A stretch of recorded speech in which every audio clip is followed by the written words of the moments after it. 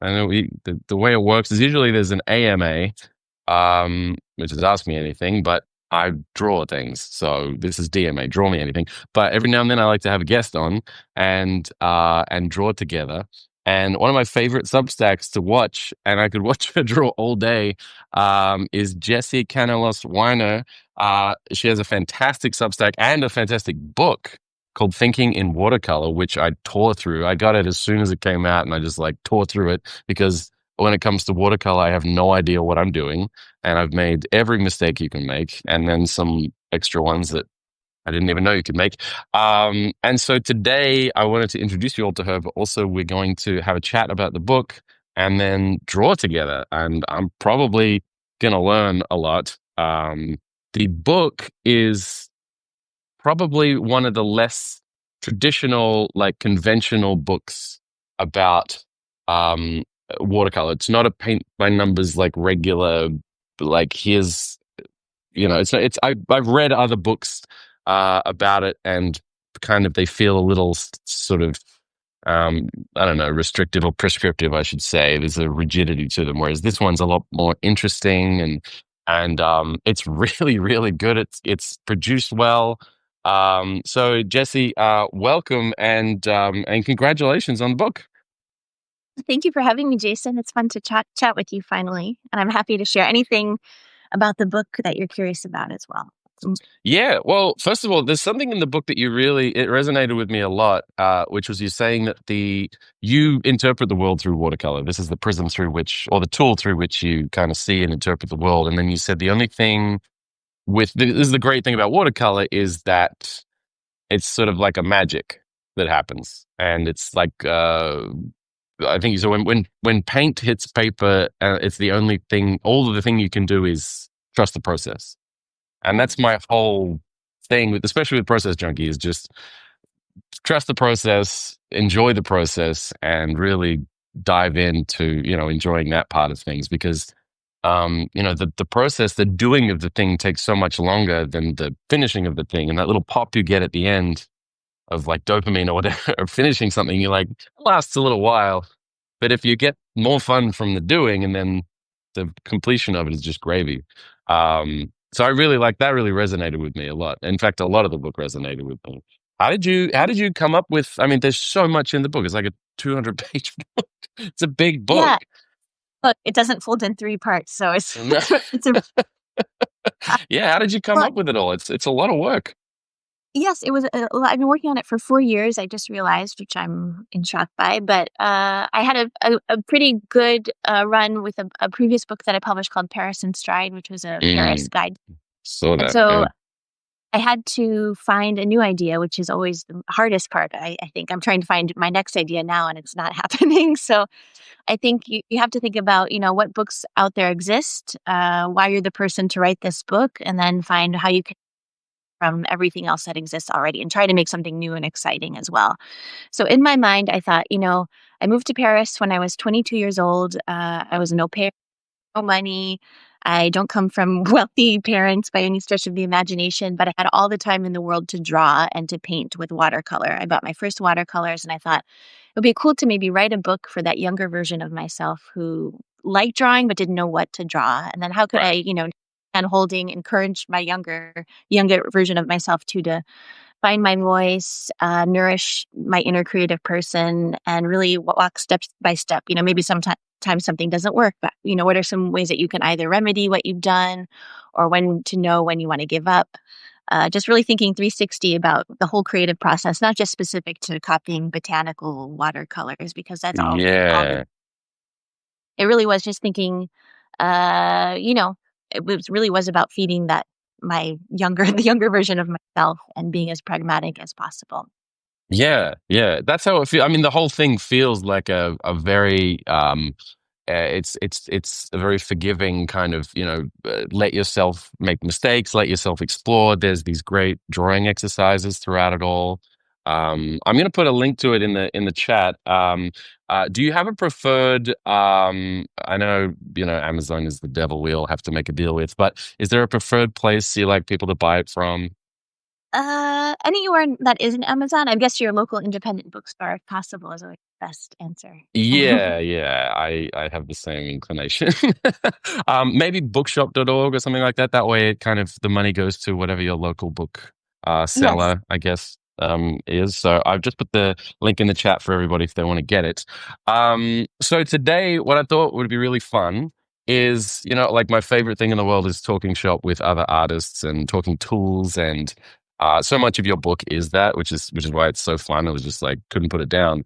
Um, my setup is almost, I mean, I have been taking notes on your videos because you do these great live videos where you're drawing, you're painting, you're using you pick a theme, you pick a thing you want to do, and then I'm just sort of watching it and I lose time. I'm like, I mean, I'm so like invested in what it's going to look like, but also I realize how little, the more you talk, the more I realize how little I know about what I'm doing.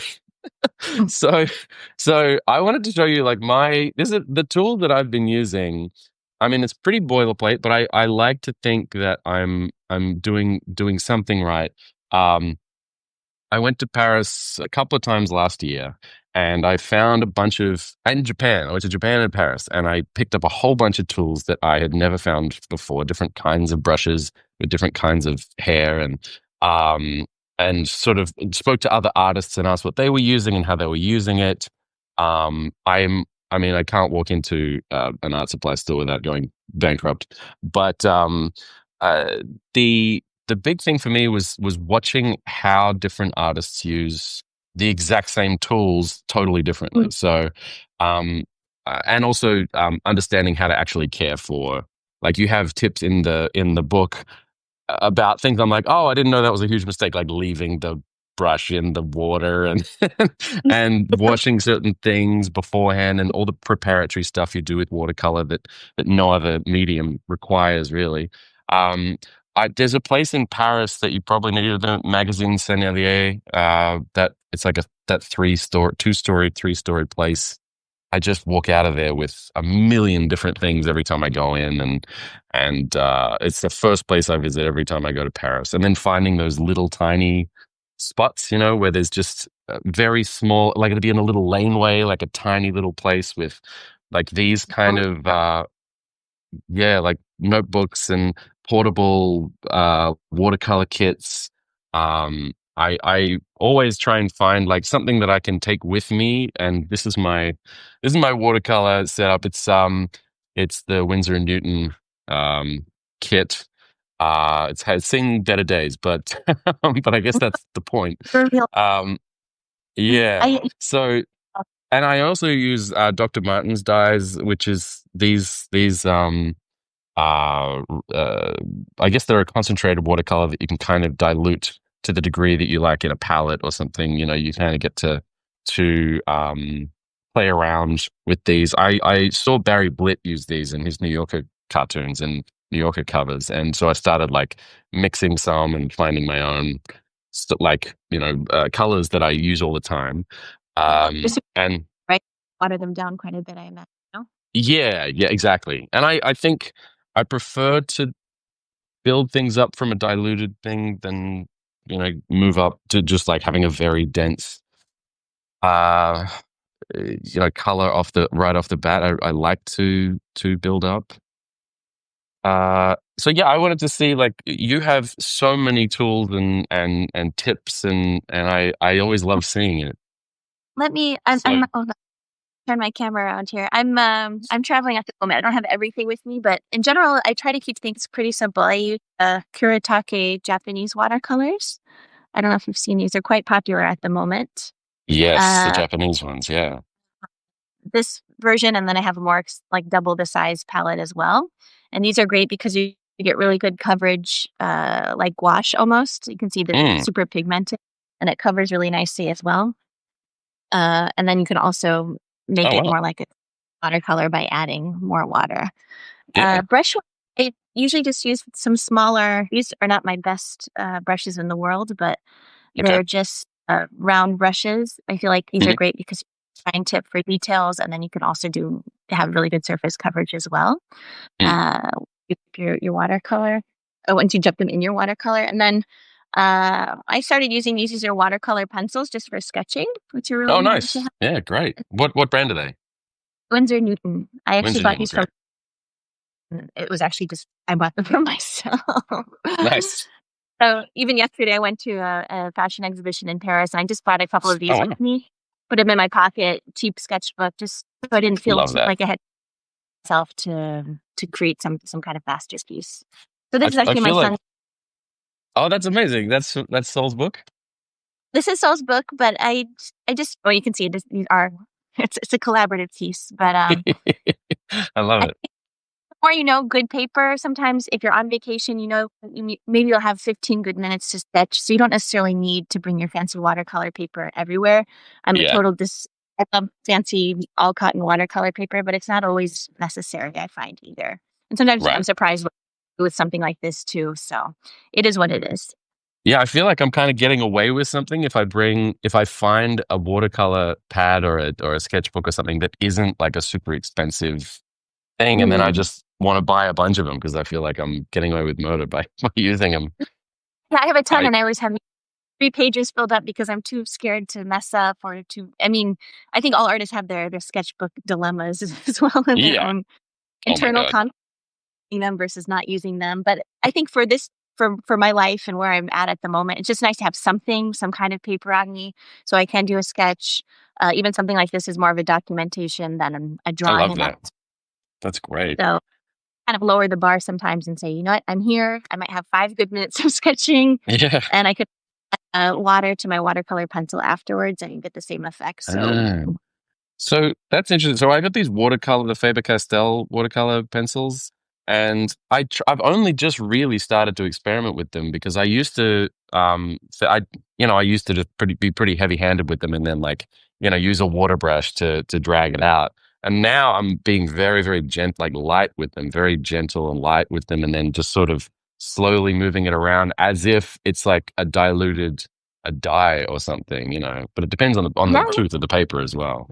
yeah, I don't really know the exact way or the correct way of using them, but it's just kind of fun to have something else in hand, especially if you're working on fine details and you need just Yeah. another tool.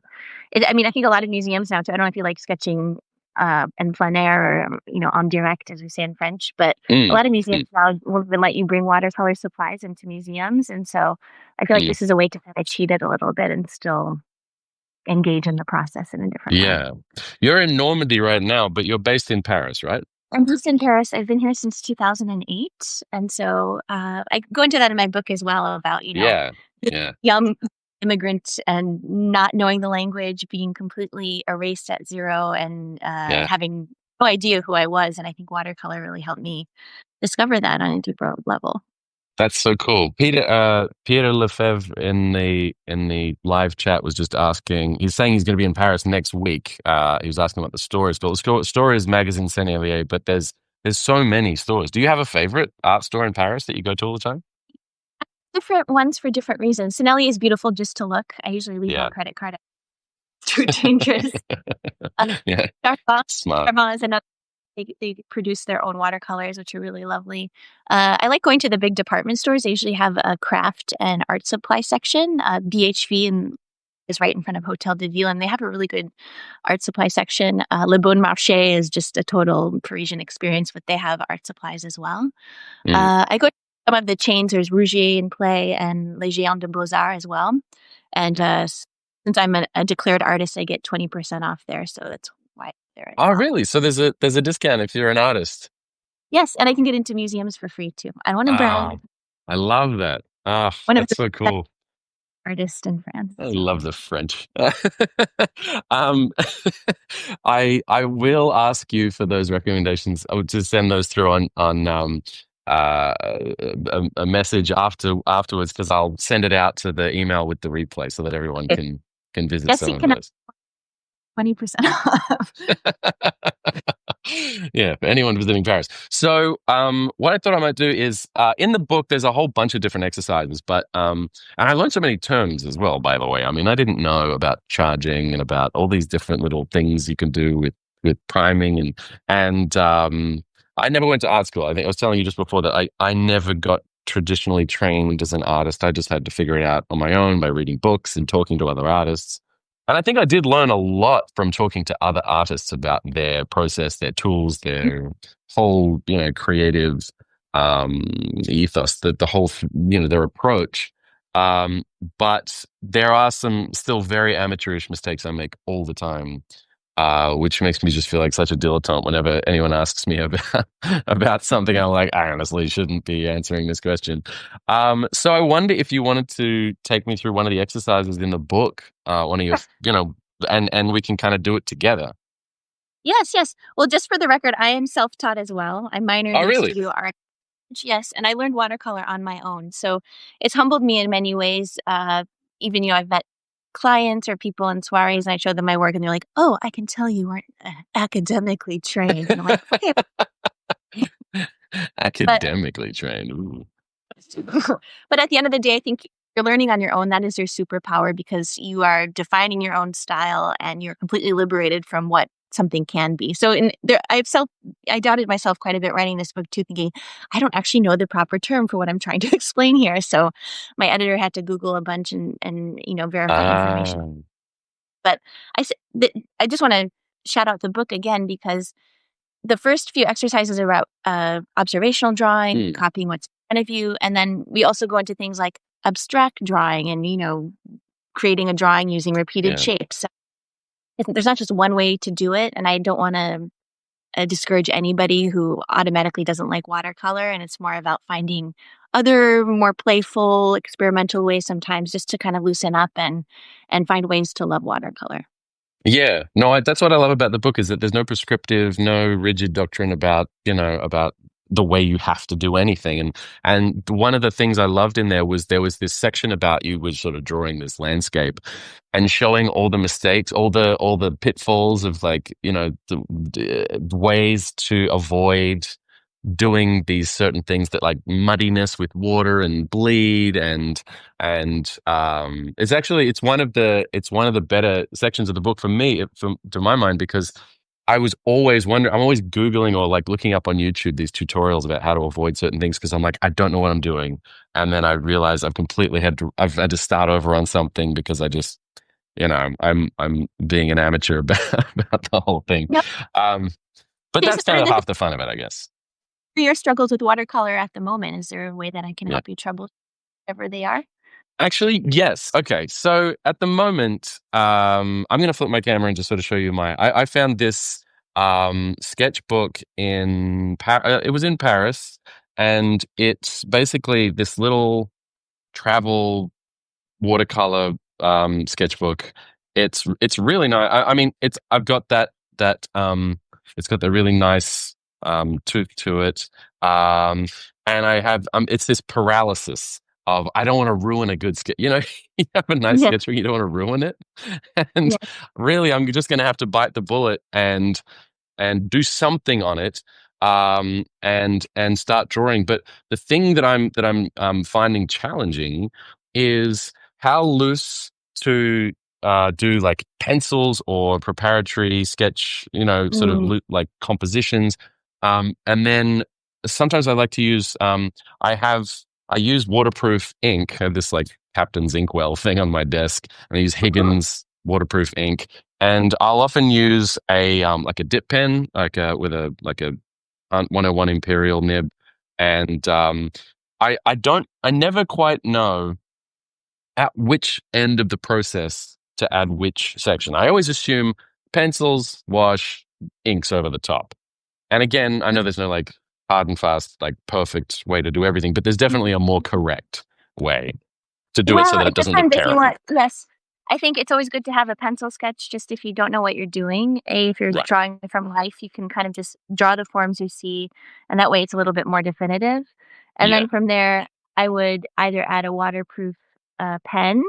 Hmm. That way it doesn't fudge after you add the watercolor, or Right. start layering the watercolor planes of color, and then add once that's dry, then add the waterproof ink on top. I think. Yeah. Okay. All right. Um, well, yeah. I wanted to kind of do a drawing. I mean, again, I'll take your recommendation on this because I just spent uh, I every time I do one of these, I have to plug my book. I have a book that just came out on last week. called "You're Not a Real Dog Owner Until," and I did the whole thing by hand Mhm. with dip pen and ink. I did the whole thing like drawing it with and like scanning in pages. It was maybe the least efficient way to do it, but I had so much fun with the pen and ink. Um, and so I've been drawing dogs. I've been drawing people's dogs into the book and like signed copies of the book in pencil. But I'm also now taking like commissions from people who want me to do portraits of their dog, like a watercolor portrait. Okay, And how do you feel I about that? I feel very intimidated because again, I Okay. feel like a complete amateur because I say, yeah, yeah, I can do that. And it's like, it's the old freelance thing of say yes and figure it out later. Um, so, so yeah, I'm sort of in this mode where I'm just like panicking and not wanting to put a single mark on these pages because they're too nice. You know, even though there's a whole Okay. pad of this Well, stuff. yeah, yeah.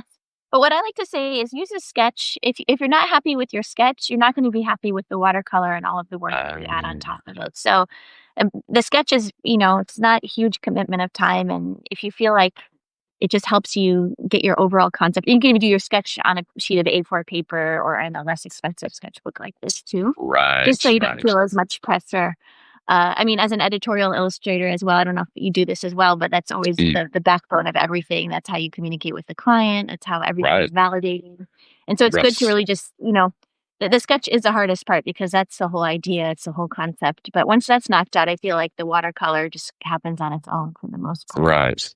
There is something less intimidating by using the cheaper, just sketchbooks and just kind of playing first and just Yeah. working it out on Mhm. paper. There was like I can't remember if it was a Picasso quote or it was some quote about it might have been James Stevenson, the New Yorker cartoonist saying, no matter how, how easy it is you think it will be to draw something, you're liable to be wrong. Until you sit down and actually draw it, you don't realize, in your head, it's one thing. And then as soon as you start drawing, you're like, oh boy, I Yeah. can't get this thing out of my head. There's no hiding in the sketch point. I mean, sometimes I send really rough sketches to art directors and they're like, Jesse, this Right. doesn't look like anything. What kind of editorial stuff have you been doing, by the way? I've seen only a couple of things that you've shared, but I feel like I've been doing less the past couple of years for obvious reasons, just there are fewer and fewer publications, but, yeah, yeah. I've worked for quite a few luxury brands. I've worked, with Free People quite a bit. I used to work for Vogue a bit, the New York Times, worked with the New Yorker, Wall Street Hmm. Journal, but it's been a moment since I've done that, which is a little alarming sometimes when you feel like those kinds of jobs are far and few between us all. But oh, thank you so much. Look at this Yeah. beautiful gift. Yeah, it is Uh, it is sad seeing that work dry up in the magazine space. yes, I mean I see artists still going at it, but I just feel like as times are changing, I just try to lean into the human components of my work, whether that's more personal storytelling or watercolor, things that are much more hand done. So you can Yeah, yeah. That's actually one of the things I liked about in the book. It does feel very human. It's very, in a world where people are finding shortcuts and they're using AI and they're using all these other, yeah, tools. It's nice to actually see a human element, and bringing yourself to the piece. yeah, of course. I feel like that's any artist's power is seeing, even if you're self-taught or self-trained, just seeing what the style is revealed just through your own personal experiences. I don't think anyone should deny themselves the process of jumping off the cliff, so to speak, and just trying to draw and understand yourself on a deeper level. So that was a big motivation for this book as well, was, not emotionally vomiting on the page, but just, sharing enough where people feel like they are empowered to do the same. I've never heard that term emotionally vomiting on the page before. It's good. It's very apt. It sounds Yeah. like You, exactly you don't what it want to see is. my sketchbooks. So, okay, so I have this rough sketch here that I want to be able to kind of map onto I've kind of done the exploratory idea of, what I want it to be. When I bring it onto the page here, when I bring it onto like a watercolor page here, how light am I working? Like, is it so subtle that I can barely make out the shapes, or am I trying to really define the details so that when it comes time to That's a lay very down good paint? question. Yeah. Yes, you could. I recommend using an H pencil, maybe something like a 4H or a 6H, because once you put watercolor on a pencil line, oftentimes you won't be able to erase it completely after. And this is also a good time to use your watercolor pencils as well, Yeah. because maybe you could use a color that resembles the dog's fur, for example, right off the Hmm. bat. That way, you can buff out the line once you add watercolor as well. Okay. So I might use the Aquarelle Faber-Castell, like a brownish kind of Yes. fur. Yes. Yeah. I recommend And using a light enough pencil line where you can still see it, but you're not going to outline that the heck out of the dog. right, right. I mean, I it's always so interesting seeing as well. I watched there's a cartoonist named Ray Alma. He did a lot of illustration work for humorous illustration work for Mad Magazine, and Okay. I remember watching him at Comic Con one year doing sketches, and he would hold the pencil like this almost, like he'd sort of have it very gently between his thumb and finger, and he was just kind of really loosely like moving it around, Okay. almost working from his elbow. Um, Okay. and Okay. it was so interesting to watch, but it stuck with me because instead of being like this and very like gripping the Mm. pencil tightly and being very like Yes. Yes. it actually frees me up and it makes the line looser as well. It makes it Yes. less. And softer. It's funny. I'm sure Yeah. you feel this way too, but I've been a professional illustrator for over 10 years now, but I just feel like I had to go through that figurative stage where I just had to copy everything almost photorealistically until I was able to reject all of that, and then I was able to Yes. create things that are more abstract once had the confidence within myself. This is the cover image of the book I in love that. watercolor as well. But just to, I think, for everyone watching out there too, it's important to draw realistically, not necessarily photorealistically as well, but just so that you're able to have the technique just to throw it out the window at the end of the day. I think it's the whole 100, the 10,000 hour 10,000 hours. Yeah. metaphor. Unfortunately, there's no no cutting corners with that. Yeah. Well, that's actually a good thing that there's no cutting corners, I think. Everyone has to go through the same Yes. excruciating process. I actually there's a post that I did on Substack last year, which was when I went to the Picasso Museum in Paris, and Mhm. I intended, because it was like timed entry, and I was like, I didn't want to spend too much time in there, but I ended up spending almost the whole day in there and going up each of those levels and seeing the different eras and the different artists that were working alongside and who were influenced by him, and then Mhm. also seeing, I don't know, it changed my brain. I remember just thinking like, there's the lamb, the sheep sketch, and I did like 3 or 4 or 5 different sketches. I had a sketch pad with me while I was there, and I was just trying to be as like more interpretive than literal about it, Mhm. because I started out just trying to draw things very literally in this sculpture and trying to make it look exactly like it, and then something snapped in my brain and I just started to see things a little differently. I just sort of started to perceive everything differently, and my brain just started to melt into this abstract, I guess it's just being Mhm. immersed in that place changed the way that I saw things. Yeah, there's a great book, I think it's called How to Draw by, Jake Spicer, who's a British, Oh, drawing professor. He's actually just published a book as well. I've been trying to maybe do a live with him at some point, but he has an exercise called, focus transcriptions, where it's not just about drawing, masterful paintings at museums, but it's about really putting your feet in the shoes of the masters as well. So it's about understanding the tone, mapping everything out. But I'm a drawing professor as well, and I really just try to think of pragmatic ways that I can draw myself and continue learning from the masters. I should be yeah, drawing with you now, but I know how to draw. But still, it's just like, okay, what are some ways that I can either abstract what I'm looking at, or find just a new regard on life in general, and to continue staying right. curious about how I'm seeing and transmitting information as well. Yeah, I just put the link in the chat to that book for anyone interested. It looks fantastic. I hadn't heard of that before. It's great, it's great. I use that with my students quite a bit, and just Oh, really great. good, pragmatic advice just to how to get drawing every day, Right. looking more intensely. Yeah. And also, I I, was just in Chicago, at the Art Institute, and I grew oh, up cool. in Chicago and grew up visiting the museum intensely throughout my life, and there's a room where there's Sunday in the Park with George, the George Nice. Seurat painting that Yeah. everyone knows.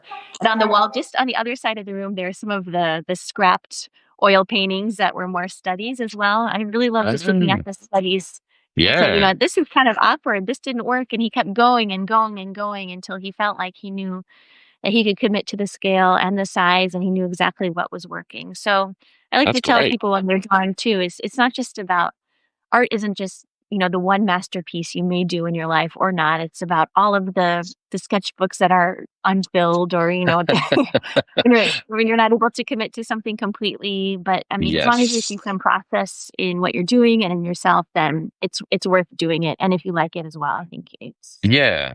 I think I've learned more from it's the completely sketches. worth it. There's a great artist named Richard Thompson, a cartoonist named Richard Thompson, who I Oh know yeah. I've mentioned Uh-huh. before on Draw Me Anything, and it's I always have Richard's poor almanac, not almanac, always nearby. He's just got this beautiful, playful, silly line, a lot of pen and ink stuff. He does do watercolor stuff as well, but in this book, a lot of it is just ink and wash. But I got to see all of his sketchbooks over his career. I got to see Oh wow. all the back end of his studies and just sketchbooks filled with rejected studies of stuff that I know I've seen the finished art. And Yes, yes, seeing how he arrived at where he arrived is it's so informative. It's so helpful, yes. like Yes, that it's process. really when you're a living artist, it's always the moments where you don't have very much work and you feel like, "Oh my god, maybe I should go back to school or I should Yeah, I had that become a moment. pastry chef." But those are the moments when you have time to actually focus on drawing and reinventing yourself and testing things out, and so Yeah, it's never lost. I think you just have to keep going and just right, identify if it's working and trusting the process as well. right.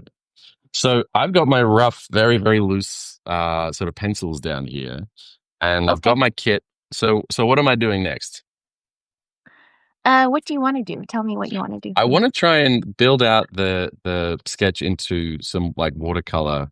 I want to be able to color this before I put any line over the top of it. I want to be able to kind Okay, of add some dimension to it, but maybe okay. using charging instead of like. I wonder if that's something we can talk about.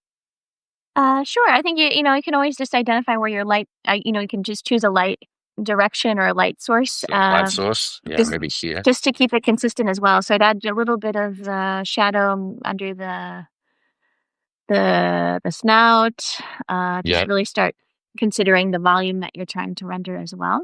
right, Just with right, a really quick wash, something super transparent.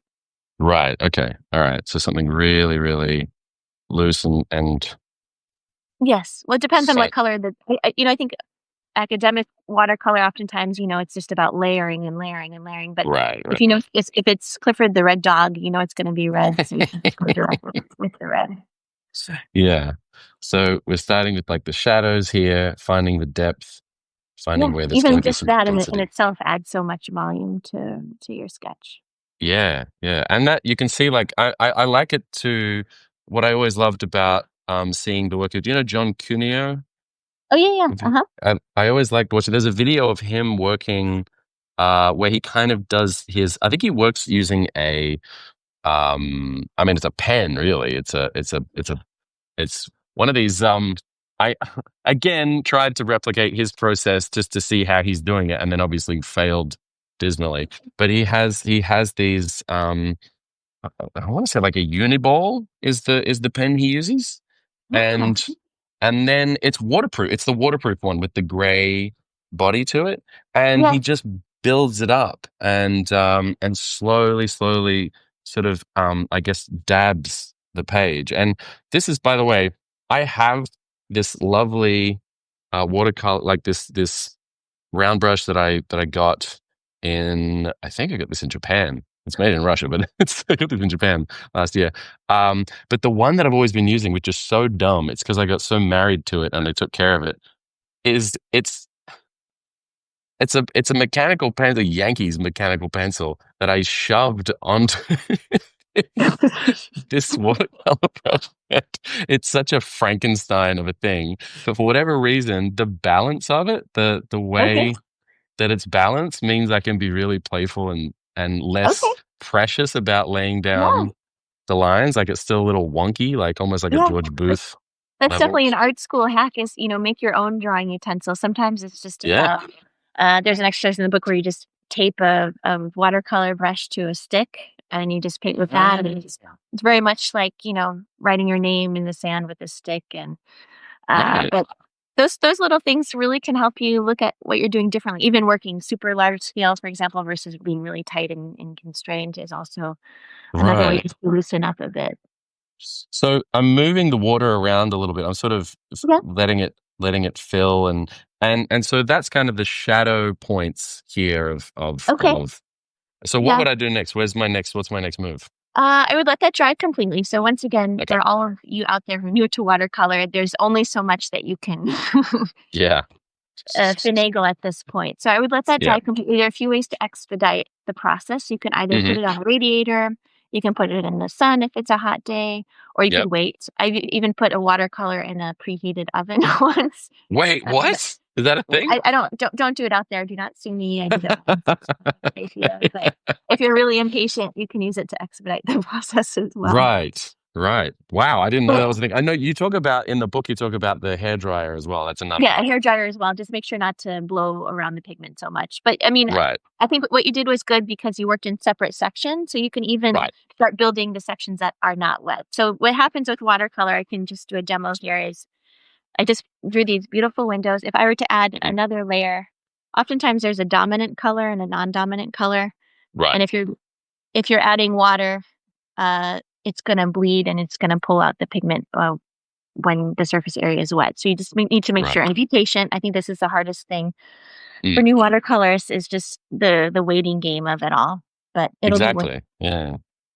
That's why it's so hard, I find, because it. it's not a traditional process, and it's like it takes time. You have to wait. You have to see the thing evolve. Like it's quite literally watching paint dry. It's Yes, exactly, exactly. yeah, it's patience. There's like a zen to it almost. And it's funny, I mean, just looping back, we're getting pretty geeky here, but even a paper like this is just kind of standard drawing paper, but even sometimes this dries much quicker than watercolor paper does. Watercolor paper is great because it gives you more time to work the pigment because it takes longer to Right. dry. But even something like A4 printer paper is really great sometimes, even for sketches, just because it dries quickly and you don't feel like you have to walk around the block every time you're waiting for a layer to dry. I think yeah, the working in watercolor is the only reason my dog gets so many walks during the day is just Okay. the fact that I have to take a break and let something Yeah, yeah. dry and then come You back can to only it. do so many dishes, right? Yeah, yeah, yeah. Chores get done because of watercolor. That's definitely unique to this particular medium. What's your? I'm just while I'm waiting for that to dry, I'm going to start another sketch that I want to quiz you on a process thing about later. What's your favorite thing to draw now? I mean, you have so many different things that you draw in the book, and you kind of show the different processes. But what are you enjoying drawing right now? Oh, well, I just started painting, I mean, painting, large Yeah. scale, more fine art pieces the past couple of years, and so I've Okay. had a little bit of time the past couple of weeks to continue doing that as well. Once again, looping back to creating your own drawing utensils and kind of working large scale has required some innovation on my part as well. Yeah. Working with bigger brushes and really planning things out and waiting until I feel like I'm confident enough to attack the 40-euro piece of paper. Right. See, that's yeah, it's the price of it that makes me so intimidated. I'm like, I don't want to ruin this paper. Yes, but I'd say it's the work now is getting a little bit more abstract. It's more about, creating less figurative and more dreamlike scenarios. Oh, What else do I that's like cool. to draw? I've submit New Yorker cover sketches quite regularly, so images inspired by city life, specifically in Mm. New York and elsewhere. Still haven't nailed Mhm. it, but keep trying. Do you have any insights into that? Not really, no. Okay. Yeah, it's I always ask people because everyone there's these sort of eras in people's life. I was talking to there's a great illustrator. I was very lucky to meet him, Edward Sorel, and Sorel did a lot of covers and illustrations for Vanity Fair and Esquire, especially. It was a pretty iconic Esquire cover. The Frank Sinatra Has a Cold cover was a pretty iconic Okay. one for him. But Uh-huh. he had a great book called Profusely Illustrated, which was a memoir about being an illustrator in New York City. And like you, like the editorial illustration era, when there were magazines who would pay you to do illustration commissions at work, was like it was a really amazing time to be here and to Mm. work, and yeah, he kind of he, even at I think he's in his 90s, I think he's 94 now, maybe 93, and he still, even now, like at 90, after the career that he's had, was talking about this new thing that he had kind of discovered, this new way of drawing. And then he started getting obsessed about drawing one particular kind of thing, and then started Mhm. obsessing about um, uh, sort of anatomy, sort of poses and dance poses and movement and anatomy. And he was talking about Jules Pfeiffer and his, the amount of movement that he got in his line, because he would work uh, very, I don't want to say alla prima is the right. He would just no pencils. He'd just go straight to inks, Okay. and it's wild to watch because it's such a spontaneous line. The line just looks so there's so much energy to it, I But still it's do that kind of work now as well, but it's still hard to submit to the the pure. yeah, yeah. I think it takes a certain amount of like ceding things to chaos, just going, you know what, just however this turns out is how it turns out, Yes, yes. instead of like micromanaging it. So, what I wanted to ask you about with this one, I've just done an ink sketch. This is waterproof ink, Higgins Yes. waterproof ink. I'm just using Okay. a dip pen and nib as a Hunt 101. Um, Once I've got something like this, what I enjoy is sort of seeing, like, I want to say happy accidents is the closest thing I can sort of define it as. Um, Sometimes, like, if there's this is it's waterproofing, but while there's still a bit of I guess it's still a little bit wet, rather than bringing in watercolors and like immediately and trying to add color over the top. And I know I'm doing this in reverse, really. I should be doing the inks last. Is I like to kind of like pull the ink like out of the line, so it Okay. has this kind of natural gradient to it. Sure. And I never quite know. Here's my question: is I never know when to stop. Like I never know when enough is. Because I Mm. remember reading Nick Meglin in Drawing from Within, a great book about drawing. He's always like, overwork can strangle a piece. And Yes. understatement can be really nice, just to, less is more. But then I find myself just getting like caught up in I guess you just get so excited by, ooh, I like what that did. And then, the next stroke ruins the whole piece. Yes, I mean, I think if you're more into tone, then that works, but if you wanna continue exploring color, I think, you have to maybe do let it dry completely and then see how color can change the overall, tone of the drawing as well. Uh, Right, right. Well, speaking of that, and I'm going to let this one dry. This one is now dry. This first layer of this dog, okay, of those shadows is now dry. So, what okay. would you recommend the next step is for this one? Yeah, something it's telling me maybe you should go with the waterproof ink now and, define the features, maybe the nose, the mouth, and then kinda just Okay. see where you're going. I feel like you're kind of going in the same direction you did in the previous drawing as well, but without overdoing it too. Maybe this is a good time just to kind of see, are you going to add color? Are you not going to add color? Um, Right. how can you create contrast?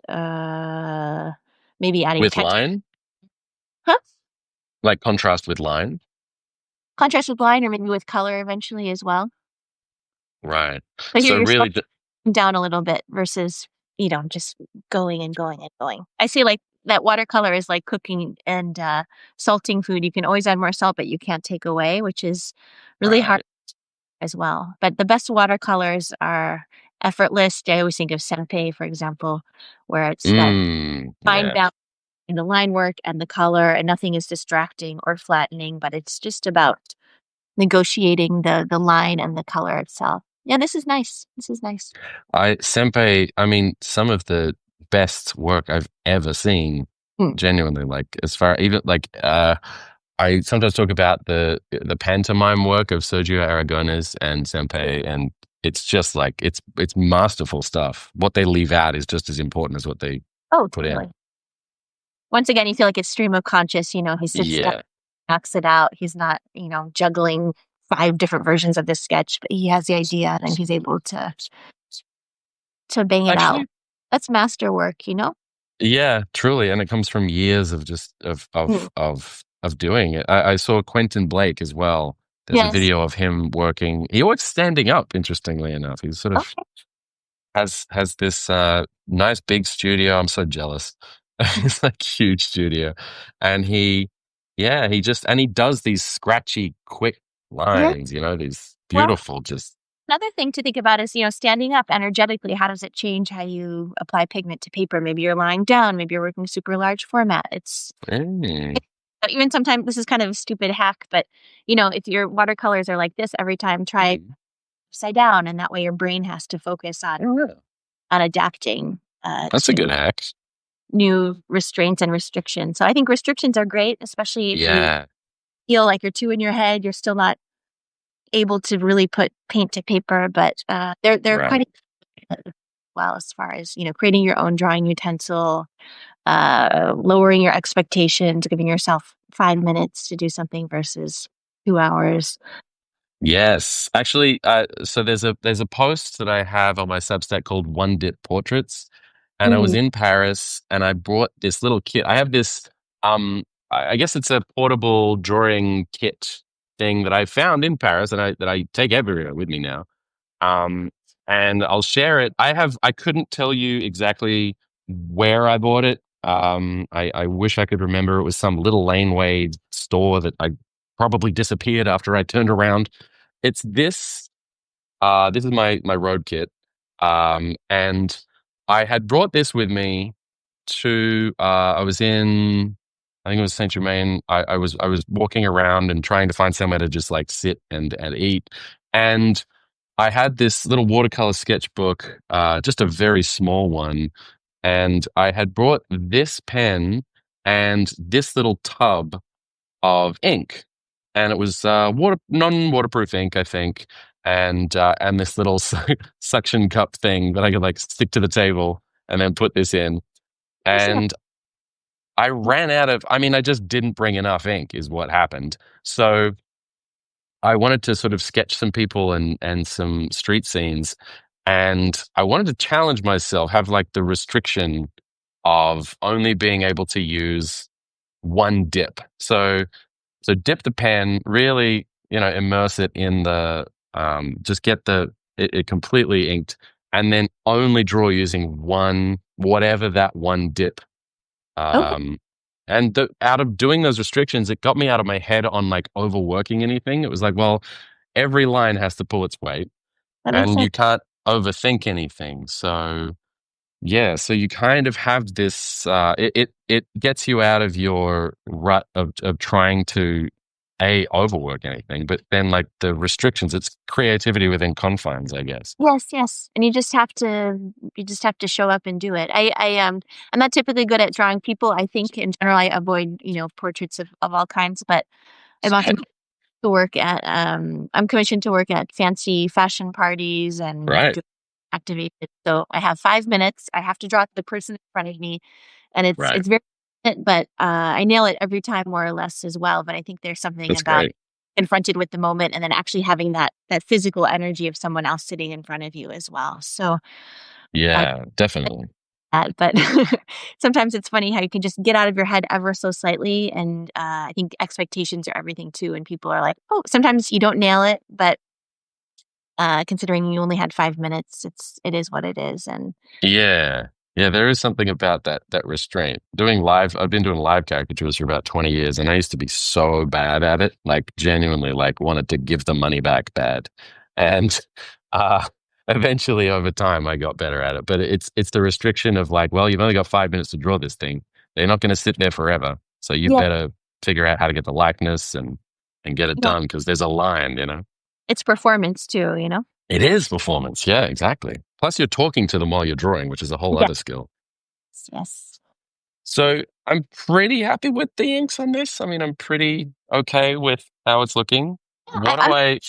to restrain yourself because I think you get a good balance of just that's kind of like the senpai touch of just very subtle wash. You don't need to say too much, but it's just about everything that you've done already. So good on you. You nailed it. Is there anything? Because I want to be able to just maybe have, and this is one of my favorite things to do. I did this with I did like a pandemic diary of when I when I got COVID in like April of 2020. It was the original, and I thought I was gonna die, so I sketched my diary of uh my symptoms, and I did one spot color for it, like just a little bit of watercolor for each of the comic panels. And it felt so nice just to kind of go, well, I'm going to pick one color and that's all I'm going to do. It's just going to be one spot color. And it's going to draw the eye to that one spot and then nothing Yeah. else. I'm not going to add anything else. But I think I want to do something like that with this. But again, it's the restraint. I don't want to overwork it, but I do want to have one little flourish, you know? Well, another hot tip that I mentioned in the book is if you do your first pencil sketch, for example, go back and add just a little swatch of color, a really quick blob of watercolor in the background and see, okay, maybe if I add a little bit of beige in the background, how does that look? Is that what I want to do? Just so you feel like you're not Ooh. risking everything by adding that to your final watercolor. Yeah. All about, Actually, test elements, testing, finding the confidence, finding the best possible solution. And then from right. there, you're a little bit more empowered to do what you need to do. That's a really good tip. Just go back to the sketch because it's low risk, there's no stakes. It's Yeah. just the rough sketch. Or There you could was photocopy or scan it really quickly and just, throw in a little bit of digital color too, just to get an idea. I think yeah, it's I feel like in art, nothing happens by chance. And as I'm not a control freak for the most part, but I feel like if you can just kind of eliminate any potential risks and, approach, that's all I can say about the science, but yeah. Well, you know what? You just reminded me of there was a cartoonist named Sam Gross, who was a New Yorker cartoonist who, again, sort of Senpai-esque level of line economy. Mhm. And he taught me, so he used to do these big, bold, sometimes like he'd do very, very deliberate line work, but sometimes there'd just be a wash or there'd be some kind of art, some kind of watercolor or something that he'd add. And it looked so ballsy. It was just like, how the hell did you get the guts to throw that down? Mhm. And he said the trick was, it was a mental trick. He would make 4 or 5 photocopies of the same inks and he would still work on the original, but knowing mentally that he had the backups gave him Yes. the courage to be more like spontaneous with the drawing. And he never used any of the photocopies. Like he never went and had to use any of them, but it was just a mental trick. Hey, why not? It makes sense to me. Yeah. So I think I like that I like what that's doing to the background. I like that it's kind of accentuating it a little bit and pulling it um, out of the background. So maybe like I don't know, like something like a green or something for a wash behind. What do you think?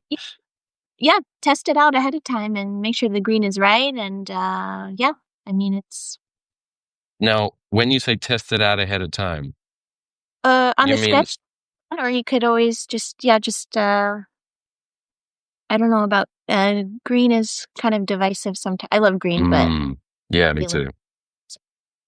tricky sometimes. I worked as a food stylist previously, and they always said Oh, you never did? to use green plates. Kill all of the appetizing nature of food. So I feel like green Really? it can be a little bit divisive. Almost agree. Wow. All right, Jason, We I gotta go. I've gotta wrap it up. I was just going to say, I'm going to finish this sketch off because you've been so generous with your time. Thank you for this. Is honestly, I've learned more in the last hour than I have in the last year on how to use watercolor. Your book is incredible. I really, really highly recommend everyone gets it. I put a link earlier in the chat, but I'm just going to put it in there again so that everybody can get it from bookshop.org. It is called it's called Thinking in Watercolor, a daily practice to unlock your creativity, discover your inner artist. Jessie Kanelos Weiner, thank you so much for being part of this. This was amazing. This was so much fun. Fun chatting with you, and check out my newsletter too because I share watercolor Yes. exercises. Also have a new chat room too where you can share any watercolor problems you have. It's the watercolor hotline as I'm calling it. I'm definitely gonna be doing that. Thank you again. I Yeah, appreciate it. And everyone go follow Jessie's Substack. It's incredible. thank you. All Take right. care. Thank you. See Bye-bye. ya. Ciao, ciao. Bye.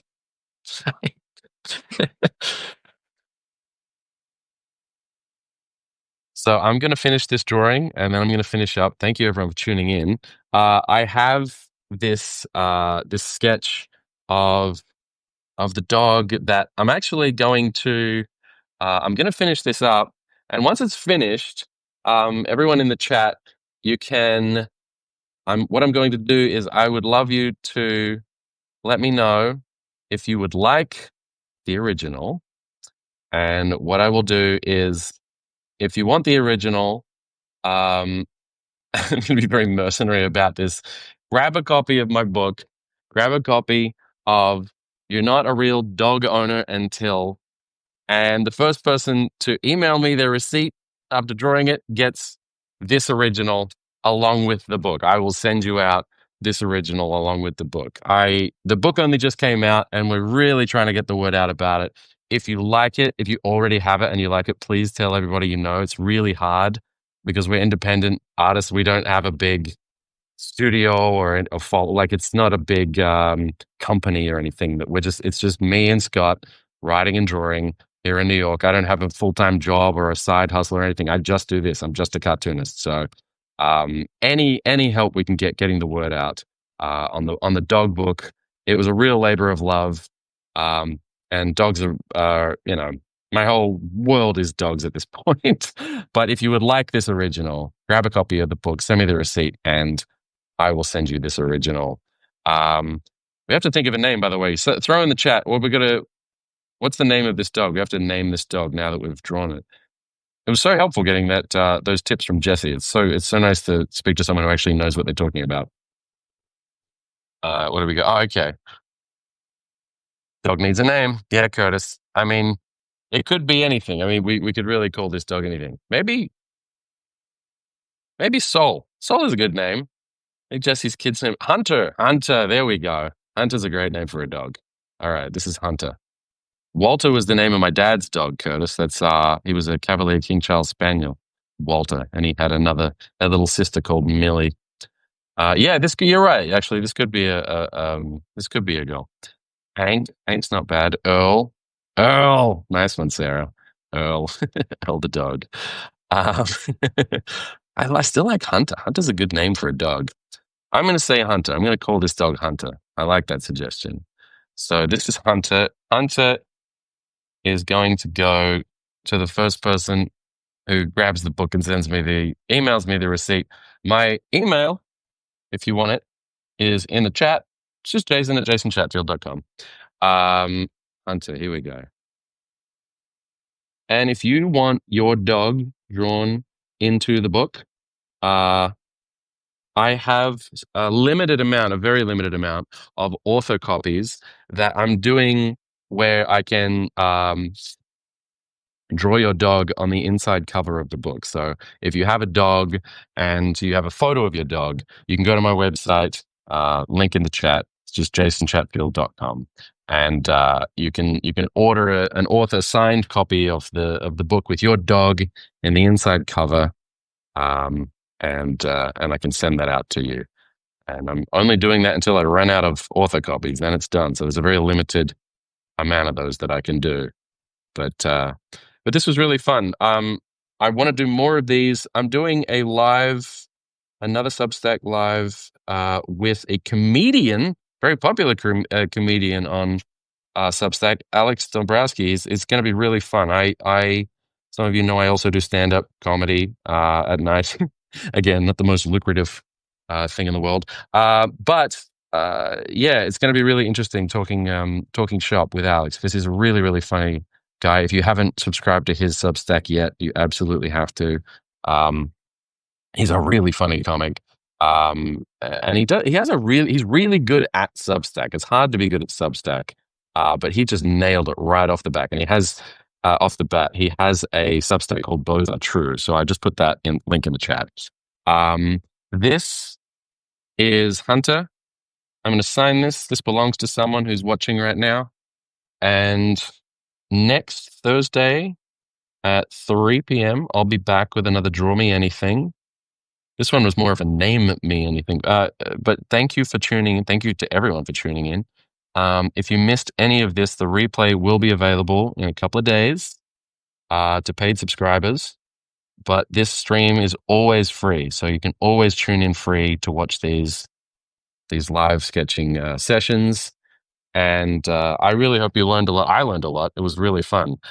Thank you all for tuning in. Thanks, Caption Contest Journal, and Peter, and Leith, and Curtis, and Hank, Earl, Sarah. Everyone has been really nice with their comments as well. So thank you for that. So I will be back next Thursday, scribbling, drawing, talking shop.